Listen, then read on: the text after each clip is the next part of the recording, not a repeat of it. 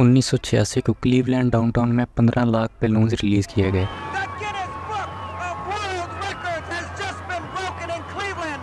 Over 1 million. इसका मकसद था चैरिटी फंड इकट्ठा करना और शहर की रेपुटेशन को बेहतर बनाना, लेकिन एक इम्प्रेसिव स्पेक्टिकल के तौर पर याद किए जाने के बजाय इसे एक आफत या हादसे के तौर पर याद किया जाता है। इस इवेंट को बैलून फेस्ट का नाम दिया गया और ये क्लीवलैंड सिटी की रिब्रांडिंग की कोशिश में किया गया था। उस वक्त क्लीवलैंड की रेपुटेशन ज्यादा अच्छी नहीं थी, जैसा कि क्लीवलैंड के निकनेम से जाहिर है। सिटी लीडर्स क्लीवलैंड की रेपुटेशन बेहतर करके इसे एक वर्ल्ड क्लास सिटी बनाना चाहते थे। 1984 में डिज्नीलैंड ने गिनीज वर्ल्ड रिकॉर्ड बनाया था सबसे बड़े साइमल्टेनियस बैलून लॉन्च का, और किसी वजह से सिटी लीडर्स ने सोचा कि डिज्नीलैंड का रिकॉर्ड तोड़कर वो क्लीवलैंड की इमेज को बेहतर बना सकेंगे। जल्द ही क्लीवलैंड के यूनाइटेड वे ने अपना एम्बिशियस प्लान डेवलप किया, ऑलमोस्ट 15 लाख बैलून्स को शहर के ऊपर से लॉन्च करने का। इवेंट के लिए 6 महीने की तैयारी की गई, जिसमें शहर के एक ब्लॉक के बराबर का नेट बनाया गया। बैलून्स को भरने में हजारों वॉलंटियर्स की मेहनत लगी और 27 सितंबर 1986 को बैलून फेस्ट का दिन आया। जब डाउनटाउन क्लीवलैंड में आखिरी तैयारियां हो रही थी, तब लेक इरी में बिल्कुल अलग कहानी शुरू हो रही थी। पिछली रात में एक शदीद तूफान शहर से गुजरा था। I do want to remind everybody in part of Ohio,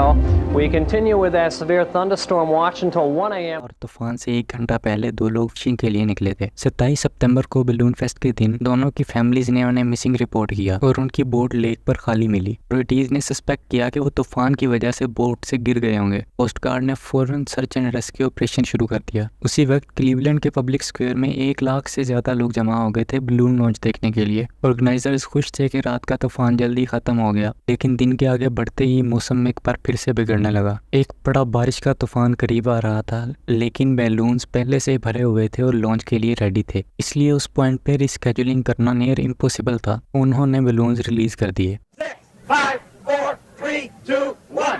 Lift off.